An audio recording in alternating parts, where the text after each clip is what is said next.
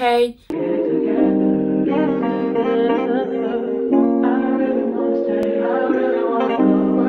Hello tout le monde, aujourd'hui on se retrouve pour une nouvelle vidéo très spéciale. J'ai énormément attendu pour faire cette vidéo car j'attendais la série Back to School. La plupart du temps, quand on veut aller à l'étranger, on cherche des vidéos sur YouTube qui correspondent au voyage qu'on veut faire, pour chercher des conseils, pour chercher l'expérience des autres, comment s'est passée leur année, pour être un peu situé dans notre destination. J'ai moi-même fait pareil, j'ai énormément cherché des vidéos sur YouTube qui parlaient des États-Unis, du voyage aux États-Unis, des vlogs, des updates. Comment ça se passe? Et généralement, c'était toujours la face rose. C'était toujours la bonne face de la chose. C'était toujours les meilleurs moments qu'on montrait. C'était toujours ce qui était le plus rose dans l'histoire. Alors, après avoir passé une année aux États-Unis, je reviens avec une vidéo qui sera mon update, la vérité sur mon expérience aux États-Unis, comment ça s'est passé. Car je vais vraiment dire la vérité, qu'est-ce que j'ai ressenti, mon déclic pour partir, comment ça s'est passé pour me faire des amis, comment j'ai fait vraiment la vérité et pas la face rose de la chose. Et vraiment pour que vous voyez le revers de la médaille. Tout ça maintenant dans cette vidéo. Faut savoir que je devais y aller aux États-Unis pour faire mes études après avoir obtenu mon bac. Mais j'ai de moi-même proposé à mes parents de partir aux États-Unis durant ma seconde. J'ai vraiment dit sur un temps de la rigolade, j'ai parlé de ça avec mes parents, etc.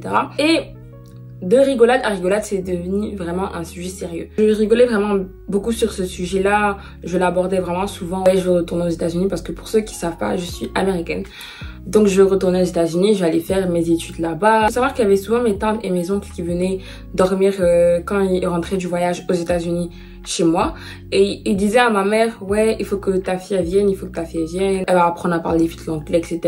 Ça va bien se passer, ça va bien se passer. Ma mère, elle m'a demandé, ouais, est-ce que tu veux vraiment aller? Et au début, je doutais. Donc après, on a commencé les démarches pour que je puisse venir. On m'a demandé au moins 4 à 5 fois, est-ce que je suis vraiment sûre? Je me suis dit, c'est une opportunité de vivre ça, je vais pas la rater. Alors que j'étais toujours dans le déni jusqu'à l'aéroport. Jusqu'à une semaine après que je sois arrivée aux États-Unis. Il faut savoir que je suis une personne, je suis très réalistique et je regarde vraiment tous les côtés, tous les points positifs que ce soit négatifs des choses. Et si j'avais réalisé dès le début que ça allait être comme ça, j'allais être sans mes parents pendant 10 mois et j'allais plus vivre la vie que j'ai toujours vécue et vraiment changer de monde, vraiment la nouvelle de la nouvelle, être nouveau dans tout et rien connaître par rapport à tout ce que j'ai toujours connu, j'aurais pas sauté le pas. Parce que si j'avais réalisé, j'allais pas partir. Du coup, j'étais vraiment dans le déni jusqu'à ce que j'arrive. Une semaine après que je suis arrivée, je dis mais attends Kimora, t'es vraiment aux États-Unis là. Je regarde les rues et tout. Je me dis mais bah tu l'as vraiment fait. À ce moment-là, je me suis vraiment effondrée. Ça m'a permis de tenir, c'est la relation que j'ai avec Dieu. Je ne sentais pas chez moi pendant 2 semaines, je dormais mais je dormais pas. Mais j'ai pris environ 3 mois pour bien m'habituer. Quand j'avais regardé des vidéos sur YouTube, il y a une fille qui avait fait une vidéo assez réalistique qui avait dit si tu pars 1 an à l'étranger, si t'es une étudiante d'échange, si tu pars 1 an à l'étranger, faut savoir que tu peux faire une déprime. Elle a dit que soit ce sera au début de ton séjour, soit vers la fin. Et moi, j'ai pas pris ça vraiment au sérieux, mais je me suis rendu compte que j'ai vraiment fait une déprime au début de mon voyage. C'est-à-dire que j'ai fait une déprime, je pense, de quand je suis arrivée jusqu'à décembre.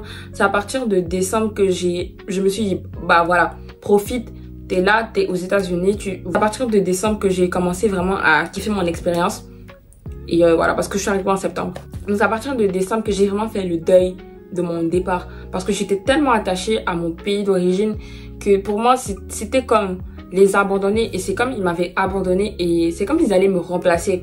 C'est comme je me sentais comme j'ai fait une erreur, je me dis mais est-ce que t'as bien fait et tout, non, parce que je réfléchissais beaucoup. Et comme moi j'avais le temps de réfléchir à ces idées-là, je suis partie un peu sur un coup de tête. J'étais pas encore inscrite en cours. Et pour faire l'inscription, ça a duré vraiment un certain nombre de temps pour rentrer dans l'école que je voulais rentrer. Du coup, pour rentrer dans cette école-là, il fallait beaucoup de temps. J'ai duré 1 mois aux États-Unis avant de rentrer, 1 mois, quelques jours, quelques semaines avant de rentrer dans mon école où je suis actuellement. Du coup, bah pendant ce temps-là, j'ai bien eu le temps de réfléchir quand je voyais les stories de mes amis. Je voyais ci, je voyais ça. Je me suis dit, mais est-ce que t'as bien fait Kimora? Est-ce que t'as bien... Donc là, c'est mon premier jour de cours. Avant de rentrer, j'ai fait un test. Et je suis rentrée 3 jours après le test. Le test, il comptait pas pour que je rentre. Il comptait vraiment pour mon niveau d'anglais. Et même dans la salle du test, je voyais des élèves passer, etc. J'étais en mode stress. Je suis nouvelle déjà de plus d'1 mois. et je suis nouvelle, déjà dans une nouvelle école, dans un nouveau pays, dans une nouvelle langue, dans tout en fait. C'était niveau stress, high. Je rentre à l'école et tout. Première classe, c'était algèbre. Du coup, je rentre dans ma classe, on m'explique où je dois m'asseoir. On m'a mis à côté de deux jeunes filles, c'est bien passé. J'ai fait le cours, etc. Il y a une qui m'a parlé, m'être un peu à l'aise. C'est une nouvelle dans l'école, mais moi, j'étais nouvelle encore plus qu'elle. Ensuite, mon deuxième cours, je crois, c'était anglais. Et anglais, c'est à partir de ce moment-là que j'ai compris qu'il y avait énormément de personnes comme moi qui étaient dans l'école qui ne savaient pas bien parler anglais, qui parlaient français. Il y a une fille, elle est haïtienne. Elle m'a approchée parce que j'arrivais pas à mettre mon code, parce qu'il faut savoir qu'ils nous avaient donné des ordi. J'arrivais pas à bien mettre mon code et elle a vu et elle m'a demandé d'où je viens. J'ai dit je viens de Côte d'Ivoire, elle m'a demandé quelle langue je parle et j'ai dit que je parlais français. Elle a dit qu'elle parle français aussi. Et à l'heure d'aujourd'hui, cette fille, c'est toujours mon amie. Bisous si tu passes ici. Elle a commencé à me faire un petit groupe, on va dire, en classe. Ils m'ont aidé pour certaines paperasses que j'arrivais pas à faire parce que je vous promets, on te donne ton ordi et on te dit vraiment rien. Ce que j'ai trouvé assez bizarre, c'est qu'on m'a donné mon ordinateur, on m'a vraiment rien expliqué, on m'a juste montré comment mettre mon code. Et si moi-même j'avais pas demandé ou on m'avait pas montré, bah j'étais foutue.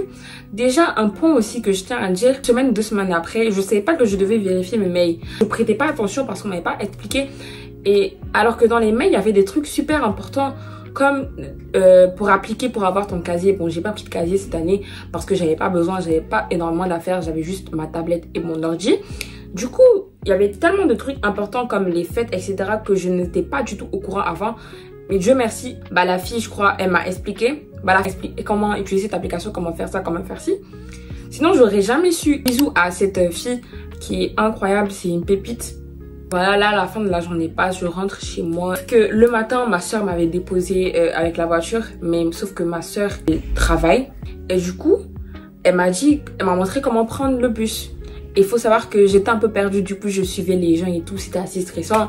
J'ai failli rater le bus.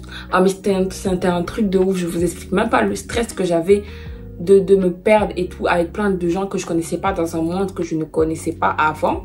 Malgré que je venais pour les vacances, mais je connaissais pas ce monde-là. De là, je me suis rendu compte qu'il y avait mon bus qui était là-bas. Les gens étaient en train de monter dans le bus. Le bus, il devait venir à 14h40. Il était 14h41. J'ai tapé un sprint. Comment j'ai couru. Et c'était un truc de dingue. Ça m'a beaucoup permis de me faire une propre expérience des choses de moi-même sans avoir besoin de quelqu'un. Pour les amis, c'était un peu ça, on est venu me parler le premier jour. Mais sauf que ce que j'ai compris à ce moment-là, c'est que tu viens dans un nouvel endroit, les amis, tu peux plus les choisir. Faut pas traîner avec tout le monde juste parce que t'as pas d'amis. Moi, énormément rester seule.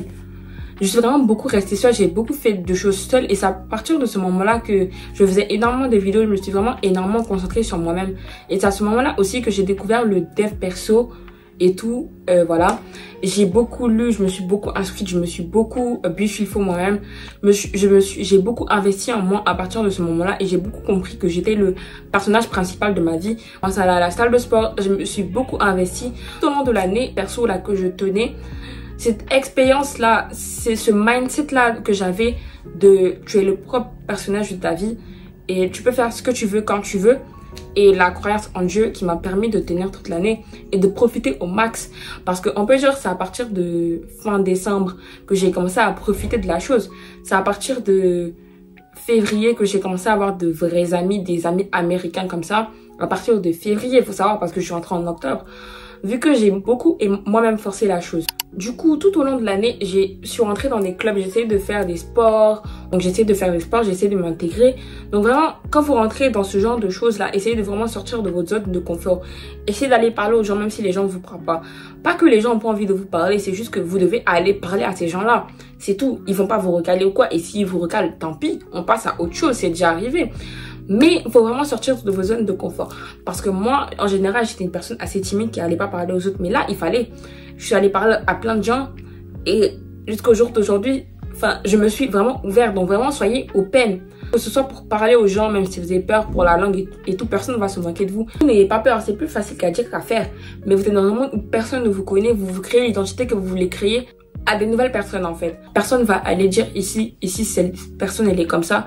Donc vraiment, c'est la nouvelle vous que vous pouvez créer. Mais surtout, ne vous créez pas une fausse identité. Vraiment, soyez vous-même. J'ai remarqué et j'ai beaucoup aimé aux États-Unis, c'est que tu peux vraiment être qui tu veux être.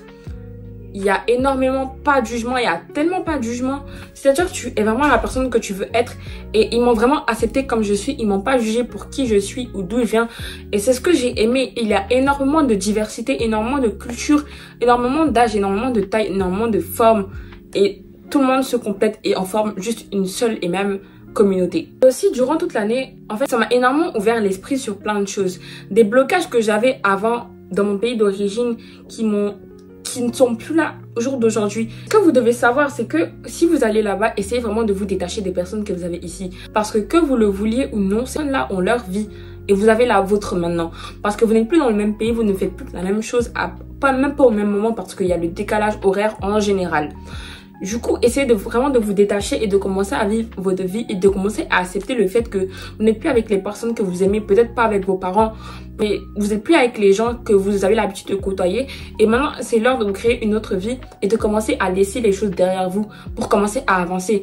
Parce que si vous êtes trop attaché à votre pays d'origine ou le pays où vous étiez avant, ça va le faire parce que ces personnes-là vont continuer à avancer et à continuer à avoir d'autres relations avec des gens de votre pays pendant que vous serez attaché à eux. Pas se mentir, les relations vont vraiment s'extomper.